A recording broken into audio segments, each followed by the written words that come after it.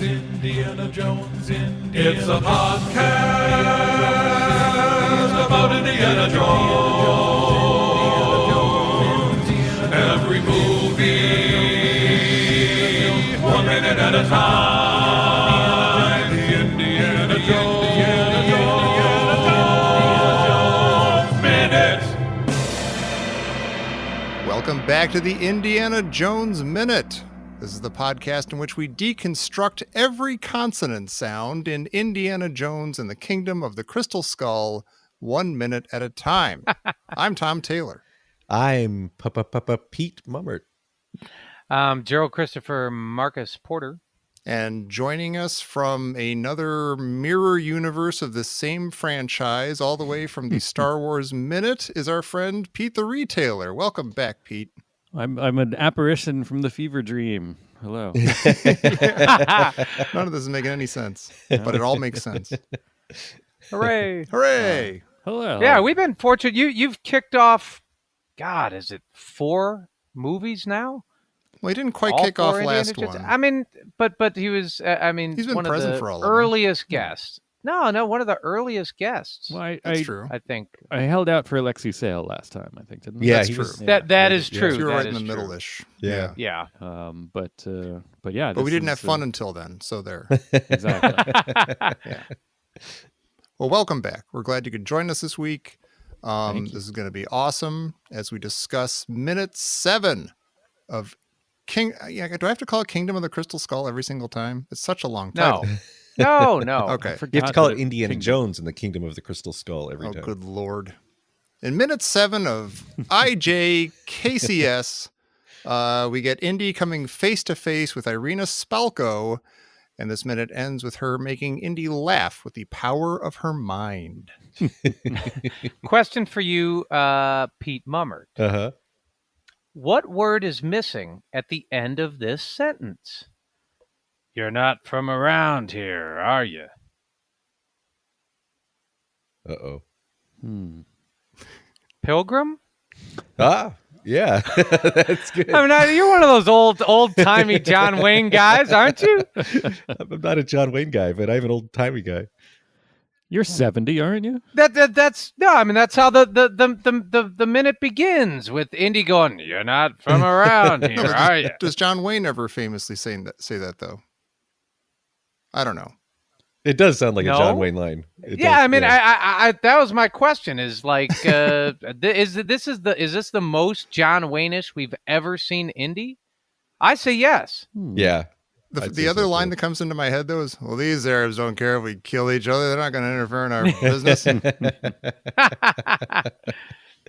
You ornery son of a gun. Well, I had a question relating to Indy's dialogue here. Who is this? It doesn't sound at all like Harrison Ford. Have you talked about that at all? No, it's weird, though. It's No, weird. but this, Yeah. we did mention last minute that things suddenly got very strange and fakey visually. Like Yeah. you're outside for the whole beginning of this movie, and then all of a sudden they're inside with a beautiful painting of a purple sunset and stuff, and things are looking weird. And yeah, you're right. Things are starting to sound a little weird too. Oh, maybe. Yes. Maybe he didn't survive the explosion, guys. Oh. That's a lit. Well, I was actually my note. We talked about this the previous minutes. Was just it looks like this entire thing is shot in heaven. Oh yeah, maybe that's It it. does. Yeah, it does. It looks like now I don't know whose heaven it is. Mm-hmm. That's the thing. And when it comes to Indy, I mean, he has an assortment Right. of the heavens of which it could be. he's got like an inn in multiple heavens. Like he's got Yeah. like, Yes. he's got to hook up and like hey, what's up? Like remember me? I helped with the Yeah. Sankara Yeah. stones. We're cool, right? I've got 10 punches on my Shiva card. Do I Yeah. get like a free something or other? But by the way, Tommy, you've made me very insecure, Oh, and good. so I Googled John Wayne and Pilgrim, Okay. and the very first thing that comes up is, why does John Wayne refer to people as pilgrims in his films? Oh, I know he says pilgrim. I never, Yeah. I don't know if, like, what do you do? Well, I don't know. Is there a specific line associated with pilgrim from him? Maybe there isn't. That sounds exactly like him, though. You're It not does. from No, around it does, here, are yeah. you, Pilgrim? Jerry, I apologize. I was hard on you. Very I'm awkward already half setup. naked. Okay. Oh God, I feel like yeah. we're so far removed. Like we're not even nobody of our age group even is referencing John Wayne. We're referencing like Rich Little or something. You know, we're referencing Robin Williams doing a quick, John Wayne Right. aside in the middle of a rant. you know? Wow. Yeah. I bet he never said Pilgrim. Only Bugs Bunny said Pilgrim when he was imitating him or something. Did Rich Little ever imitate anybody other than John Wayne and Richard Nixon? It seems like every imitation he did was one of those two guys Yeah. doing somebody else. Yeah. Maybe Johnny Carson. Oh yeah. There you go. Well, you know what? So before Indy hears Irina speak her wubbayous, Uh-huh. like, yeah, he knows she's not from around here, but what is he basing that on? Like her bangs? Well, he seems to base it on her. Well, that is weird because, okay, she says, Yeah, no, she doesn't Yeah. speak, yeah. and she approaches him, and he says, "You're not from around here, are you?" Well, no, she And- has one and- line before that. She says, like, where were they found or whatever. I think it was at Oh, the end that's of true. the Yeah, last that's minute. true. Yeah. Okay, it's okay. But what's weird Yeah. about that sentence has two W's and both of them sound totally normal. Yeah. Where were they found? But then when he says, where you're not from around here, Pilgrim, she says, "Where would you say I was from?" Yeah. And so then he gets She into says his, in both ways. Yeah. yeah. And then she also says Dr. Jones, like in a very British way. Like her Yes. accent in this movie just goes all over the map. Her O's, Like, O's are literally. really weird. Later on when Well, she's yeah. saying like what I don't know, I find out and stuff. Yeah, her O's It's like are she very can't keep the strange. British out of Eastern Ukraine. Yeah. Here's what's really strange, and a great question for you phoneticians out there. Mm. Oh. How do you sink your teeth into a wubba? Because when Yeah. I'm going to wah, it's like Yeah. Because Yeah. you're not putting your teeth in Ugh. it. I'm not. I mean, I'm blowing air past my lips. There's no teeth sinking into any lip meat. But if you say it in the Russian way, it sounds like a V, which is weird because she doesn't say it like that. So it Yeah. touches your teeth when you're doing so. Uh-huh. Yeah. I move it. Well, it's supposed to be. He should say like, we're judging by your vubba. Yeah, Right. it's weird. Yeah. That's what he goes. Well, judging by your vubba. Why does he say wubba? You're like, no, there are no teeth sunk in to Yeah. a wubba. I want to know why he says W's, but I also want to know like why the screenwriter typed W's and then everybody read the screenplay. It's like, here's a good line for Harrison Ford to say. You'll say that you're sinking your teeth into W's and you'll do it with a little smile and everyone will love it. We have to scale it all the way back and ask, why does W not have a W in it? Oh my That's God. true. I think That's true. that's the question that Indy's right. We're all wrong. Well, now in French, it's double V, which it actually looks like a double V, and then Exactly. you would Yeah. sink your teeth into that, and then it's not even a Yeah. problem. But see, he could the entire thing could be seamless. The whole movie could be seamless if he just said vubba. Yeah. Yeah. Yeah. The way because that's what he's referring Yeah, to. Jerry's just fixed Crystal Skull with one Yeah. pronounced letter. You've just done that one. I think we're off to a very funky start because you're right because then she goes Verwood. You Yeah. imagine I Yeah. am from. Right. But it's weird because the script just says it has the letter W written. And I wonder if this is Oh. Harrison Ford Oh, or if this boy. is Spielberg directing him to do this or how they came up with this. That's rough. Yeah, exactly. How did they come up with this? I think that's gonna fan out. I want someone in the background to hear that line and just go, "Dad, you're embarrassing me." It's like Bad Penny in the last one. It's like the whole bad. It's very dad humor, kind of Right. awkward, kind of. Oh, what are Yeah. you doing, Indy? Knock it off. Although I do like that it makes Harrison Ford a little. I mean, Han Solo. Nope. Indiana Jones. That dude. I'm back it up a little bit. It makes Indiana Jones a little bit like Henry Higgins, which I like. Because I want him to be able to kind of I want him to do that trick more. Mm-hmm. Yeah. And then do a song and dance about Moses supposes his toes are roses. Well, yeah, sure. It's a different movie, but same I know. idea. Still, I songs about pronunciation. Yeah. Question for our guest. Oh, that's me. That's you. Hmm. That's you. So why doesn't Indy shake her hand? Like, does he know who she is here? Does Like she puts her hand out and there's this insanely affected way. yeah. Mm-hmm. It comes out at like a right angle and like a chop. Yeah, like she wants Yeah. to shake his sternum or something. Yes, exactly. And he, he doesn't shake her hand, and then he, his reaction is like he's either not shaking her hand because he does know who she is, or he's just not shaking her hand because he just doesn't like all this falderah. Yeah. I think it's more the latter. I think it's, he didn't appreciate being captured. Or Yeah. Yeah. But it's interesting because she stops and kind of shares a little smile with Mac here. And Oh. I wonder if this is a Oh. little hint. Like, but then I also was wondering, do you think Mac and Spalko had kind of a fling going on? Oh. Like, is Mac kind of the Indiana Jones of the Soviet Union? That'd be kind of cool. I do, yeah, I'm picturing like a poster or something. It's like him like with the Yeah. whip like above his head and his shirt slightly open. Mopping his brow with that kerchief around his neck. Right. Oh dear.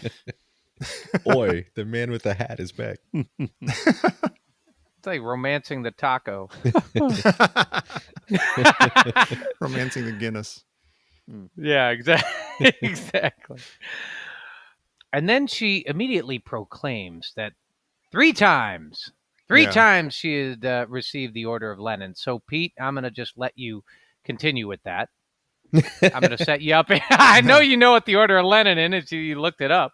Well, I know the Order of Lenin, but I didn't do a lot of research on the Order of Lenin. It's the same as a Congressional Medal of Honor, right? It's like the highest Yeah. Soviet. But some people got it a lot of times. Like I saw some guys got it like 10, 11 times. Oh. Well, I did a little bit of research, and it's awarded for outstanding services rendered to the state, exemplary service in armed forces, promoting friendship and cooperation between people, and strengthening peace. That's how I got mine. And Mine was for promoting meritorious friendship. service. Yes, promoting friendship. Meritorious service in the Soviet state and society. But what's interesting is the last date that it was given out was 1991. But weird. you can buy an original one on eBay from anywhere between like $1,500 to $5,000. Wow. Hmm. Does that mean Yeah. people who won it are selling them? They're like, doesn't really mean Well, what it used to. They're going through. According to Wikipedia, they awarded 431,000 of them. Oh, wow. So it's not Probably lost super rare some. necessarily. Yeah. Yeah, that's Yeah. not I'm trying to think of what that, it's like 3 times I was awarded the, Presidential Medal of Fitness or whatever that Yeah. thing they gave out in the 70s. Yeah. 3 times I was awarded the sort of imperial coin that came with the Star Wars Monopoly set. Right. Golden one. And probably some of them are kind of lame. Like all 15 republics of the Soviet Union received them. It's like you just give them to Randy, like, oh, This in inanimate McDonald's, carbon you're gonna rod. get an Order of Lenin. Yeah. Pravda newspaper got one. I think they just kind of. I think at some point they were kind of like, we've made 400,000 of these. We got to start handing them out. I was complaining minutes ago about the musical treatment that Indy's hat keeps Yes, getting, you were. like it's some Yeah. magical relic or something. Mhm. And she sort of tips his hat in this scene. And I in my head, I want a calliope to start playing in the background. Like every time anything interacts with the hat, I just want to be like calliope and some bubbles and stuff, and like I a pinwheel hate or something. you, Tom Taylor. Ah, come on. This is I've written down, this is pure John Williams magic. Like we get and it feels just like Star Wars. Like you get the little chimes, like it's gorgeous, like little bells and kind of this ethereal feeling. And then she looks at his eyes and it's like, God, this is great. And he reacts just like Han Solo with the laugh. I do like the laugh. Although I do have to point out he crosses his eyes. He crosses his Yeah, eyes. the crossed everybody. eyes I hate. Yeah. Okay. I hate that. It's one of those things like, that you do like if her finger's like a fly and it's about to land on his nose or something. Yeah. In It's a cartoon. It's a little, in a cartoon. But it's interesting because did you get the impression? I don't remember exactly what happens later in this movie completely, so I don't remember. But do you feel like she's able to read people's minds, or is she just trying to get him to talk here? That's what's weird. Like, based purely on this minute, what we see and hear, she says that she finds out what she needs to know, and then she does this.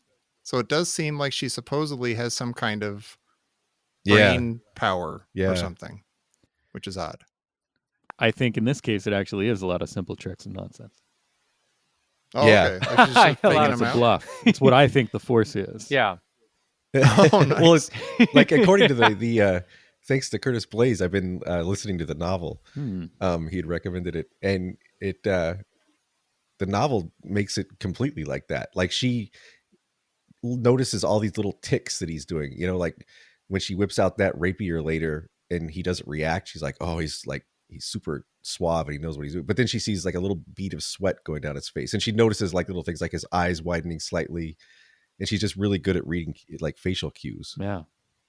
But she doesn't need to like reach out and like read his mind and stuff. And like, Well, maybe it might have been just to freak him out, to try to get a facial cue from him. But check this out. It's interesting. Belloc searches for idols, right? Okay.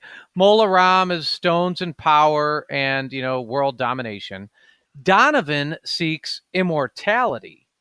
But right here in a very early minute 7, they introduce, Irina as a knowledge hunter. Like, that's what she's seeking, knowledge from Indy's brain. And I was like, wow, it's pretty early in the movie, and I want, is this going to be the theme throughout? Like, it's not an arc or world domination or immortality. It's knowledge. Like, at all costs, she has to know. And then I wondered, like, when she does her telepathy thing here, like, does Indy's cerebellum tickle? He does like, laugh. yeah, exactly. Like, get your finger off my corpus callosum. He should giggle more, kind of like. Yeah, you're right on my meninges. But see, I feel like I want her to be a good character, and I feel like the things you just describe a good character. But I find Irina Spalko completely one-dimensional and forgettable in this movie, and I still haven't quite figured out why. But I don't feel like she works, and I feel like all those things you mentioned would make her work, Jer. Well, it's. I mean, we're at minute 7. Yeah. Think about minute 7 in Raiders. That's all I'm saying. Yeah. Or minute 7 in Last Crusade. Minute 7, she's like, what I'm seeking is right here, and then she immediately goes into her superpower, like, bam, Yeah. and I'm sucking it out of your brain, and you're like, so, not if you don't know the whole movie, you're kind of like, wow, is this one of those early vignettes, or like, is this really what they're seeking? Like, from here on out, it's just knowledge? Well, you're saying knowledge like with a capital K, like, knowledge, like, wisdom or something. But I think what she's after is like intelligence, like information. Yeah, that's true. Yeah. Like, where's the box? Where's the stuff I want? Yeah. Right. Yeah. Okay. But I wonder if I just want to call back to this minute, throughout the rest of the movie to see if this is a theme that continues. Mm-hmm. Yeah, I like that. And if that knowledge seeking is her demise. Mm. I don't know. Does that make her somewhat cat-like? Oh. What? Curiosity killed the cat. Yeah, I gotcha. Oh, yeah. I gotcha. Well, yeah. Yeah. Hey, since you just said that, can I ask a question that has nothing to do with this movie? The phrase "curiosity killed the cat," is that referring to Schrodinger's cat? Is it I don't think so. specifically that? Oh my God, a that's person's amazing. curiosity killed the cat. Oh. No, I think it predates it, but that's brilliant. I think you're right. That's a perfect. I love that. Now I'll never think of that without. Okay. Schrodinger's Wow, cat. I that's get full credit. amazing. I'm so glad we're recording this. I'm going to be rich. Yeah. we do get a little telepathy wind dust up. Yeah. A little bit of it's interesting. It's a callback to the Raiders Yahweh breeze. Mm-hmm. However, the dust up is secular. Love a good old-fashioned secular dust-up. Yeah. It's an old-fashioned. The Yahweh breeze from Raiders was kind of like it had this sort of this sacred Yeah. to it. Yeah, it showed up in Marion's bar. Yeah. It showed up at the end. That was You know, the, it just the name and it of my kind of. first yacht. It was the Yahweh Breeze. Of course, we're like a mile away from the Atomic Cafe, so you're not expecting like dazzling, chimey Yahweh breezes or anything. It's just a regular. Right. But you get him, dust and up. but I feel like this movie is failing a little bit because it doesn't have the mysticism that the other movies have. Like this is kind of this magical, mystical moment, and you've got the music, and you've got like she reaches out like this, and it feels very, like I said, to me, it felt very Star Wars. But it's this great moment, and I feel like they don't ever really go anywhere with it. Well, Like you don't get like all the other movies, you get kind of a mysticism and you get this mystery. it's an And I interesting think this movie kind of comparison. Like think about where, you can kind of plot maybe where like George Lucas's head is at. Between compare the kind of the wonder and the mysticism and the kind of fantasy of Star Wars and Raiders and then the kind of original trilogy of each one with then the kind of like no, never mind, it was like some science or something from this and, Yeah, that's and, true. Phantom Yeah. Menace and like no, it's midichlorians and aliens. There's no fantasy in the world. Like don't even bother, kid. yeah that's true. I don't know. To me, it takes it to a place I don't like as much. Yeah. It's weird. I mean, yeah, we've already sort of debated this. Like, okay, should this movie be even more grounded in like, flying saucer men and 50s B movie stuff? And does that work for Indiana Jones? And you would give up, and you give up a lot of that otherworldly, mystery with that, which you're used to with Indiana Jones.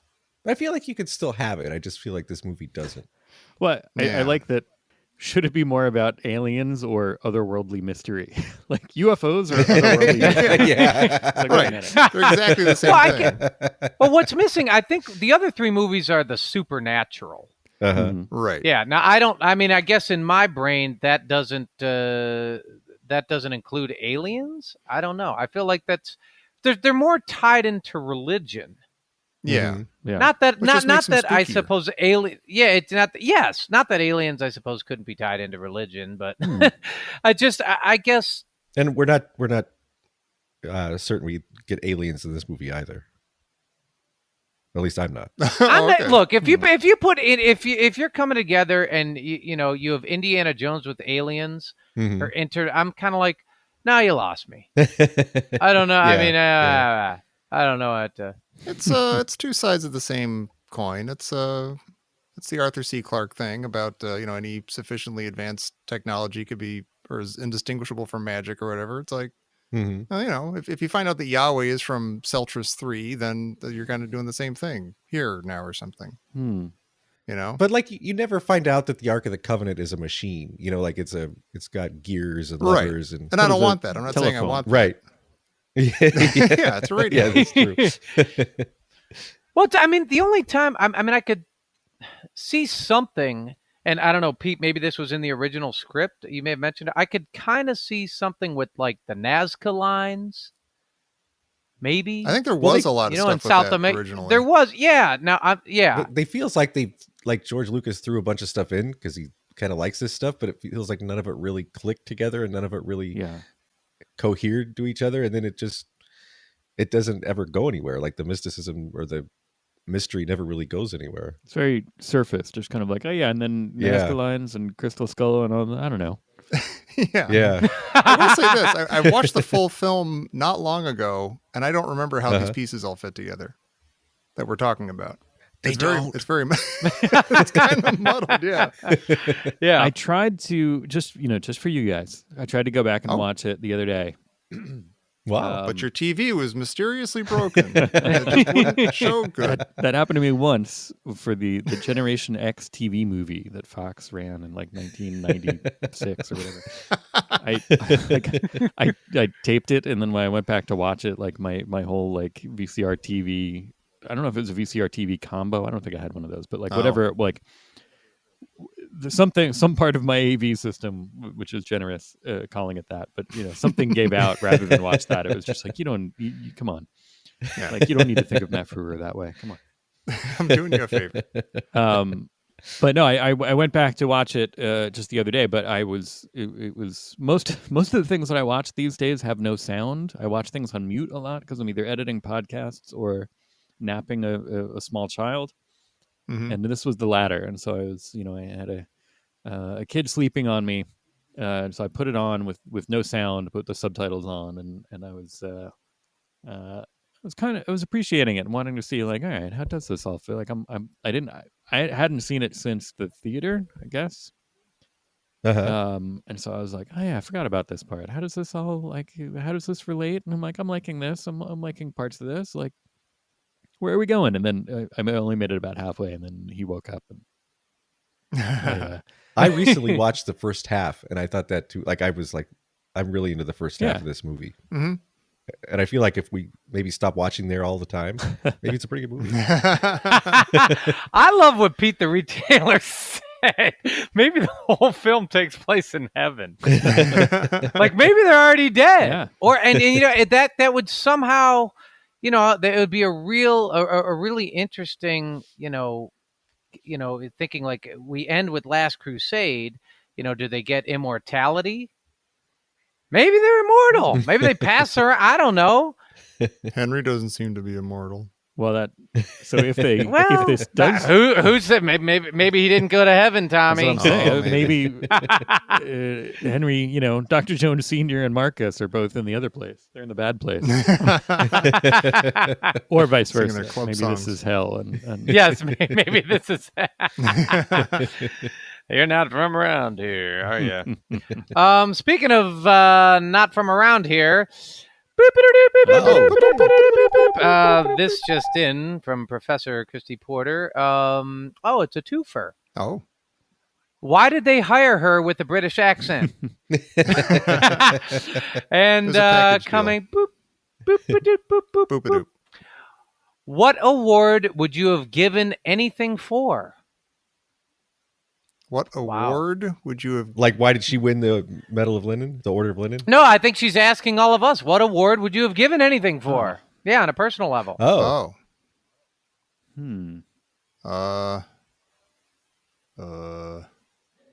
Yeah, well, Tommy, you don't win awards. So you're the perfect guy to ask her. Yeah, no, I'm trying to think of all You the would've- awards I never got that I would trying to do think if anything. I've ever won an award at all. Yeah, I know. I'm still Yeah. want my presidential fitness award. My sister had one of those. I was like, wow, Ronald Reagan wrote to my sister. He wrote to my sister. You want the Applies Himself award. Nah, not really. I'm good. Sounds like a lot of effort. I'd like the Camp Michigania first place water balloon toss, third week. Winner. Did you never win that? I thought you won that. No, I won that many times. Oh. 3 times. Well, then Three what- times I've won that. he brought all this up to brag about that. I know award, exactly. think. Wait just Yeah, a minute, Jerry. I don't mean to contradict you, but didn't you win that 3 times? I'm just saying I could take a 4th.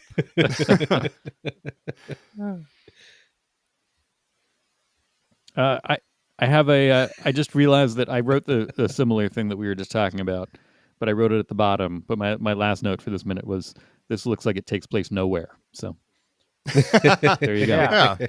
Yeah. Yeah. It's a purgatory. Mm-hmm.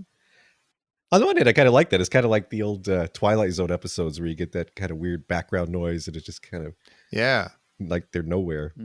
Okay, Yeah. all right. So y'all are like movie guys who read books and stuff on movies. What is happening here? Welcome back to Movie Guys. Why Who does this Read look Books. so weird? Movie guys who read books and stuff. Like, why is this? Is it really just a sound stage? I think and they it's switched to a weird? sound That's all it stage. is? Yeah. I think so. Either that or they Was there like a hurricane outside for months? maybe.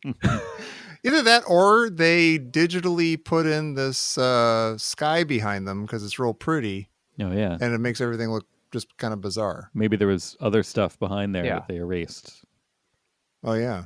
Yeah. The Atomic Cafe. So is it just supposed to look ethereal? Oh yeah. Also, there was just recently a nuclear explosion nearby. So That's true. Wait, there was? Or there will be. There will be. There must have been others. Oh, right. But yeah, I'm sure they. Yeah. Wait, I'm backed up with this. I forgot that hasn't happened yet. I was thinking like, wow, they really crammed a lot in before minute 7. And I forgot that's how he gets out of this. So, all right, so it's a premonition of a nuclear explosion. Yeah, there you go. Mushroom clouds brewing. There we go. One of those premonition skies. One of them foreshadowings. Just walk out on the porch. Oh, it looks like premonition of sky tonight. Yep. Best take shelter. When he's acting up, there's going to be a nuclear explosion soon. That's what it says on the barometer. Yeah. I still think that Crystal Skull having a new cinematographer, I mean, it changed Spielberg's look, period. Like all of his movies, Sure. After a certain point look like this because Janusz Kaminski did them. And they, like, it just feels like this movie doesn't feel like the other movies partially because of that. I think you feel that mostly in these kind of claustrophobic scenes, though, that are clearly probably inside. There's a lot of that in this movie, and there's a lot of outside stuff, like on location stuff. That's really beautiful. But I mean, a lot of it's beautiful, but it doesn't look like the old stuff. And none of Spielberg's 90s or 2000 stuff looks like the stuff from the 70s or 80s. It's time too, though. I mean, it's like Last Crusade doesn't really look like Raiders. Even though it's the same people and everything. Yeah. What are you going to do? You can't go back, Pete. Era. Yeah. Well, now that we've depressed ourselves, let's all go back to our loved ones. Pete the Retailer, where can people find you in the world? What are you working on these days? You sound so busy. Working on making a sandwich, relaxing for a bit, because we're just about we're wrapping up, depending on when you're listening to this out there in the world, wrapping up our coverage of The Force Awakens and taking a breather before we commence with the Rogue One minute, because we're Star Wars Minute at StarWarsMinute.com. Oh, so you do Star Wars movies, I see. Yeah, it's kind of like this, but Star Wars. Beautiful. And where can people find that sandwich online? Is there like a site or a Twitter feed, or sounds like a good sandwich? I should start posting maybe during the hiatus. I'll post the occasional sandwich recipe sounds delicious. Note sandwich reviews. Although I don't want to infringe on Tony Consiglio's Mayo show. So I was going to say I was about to make a mayonnaise joke and I felt weird about it. I'm glad still trying to convince them we all need to get together and eat the Wendigo. So. That'd be fantastic. And we did just learn on our Patreon show that Indiana Jones was really good at making big sandwiches. Really?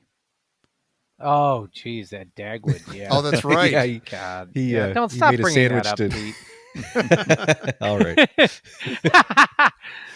All right. Before we fall into that wormhole, thank you all for listening. Please join us again on Wednesday for minute 8 of Indiana Jones and the Kingdom of the Crystal Skull here on the Indiana Jones Minute. Indiana Jones Minute. Indiana Jones Minute. Stop tickling my meninges. Sounds like a cartoon elf or something. Poppin' fresh brains. Yeah, the poppin' fresh. Little wubba you. Cool.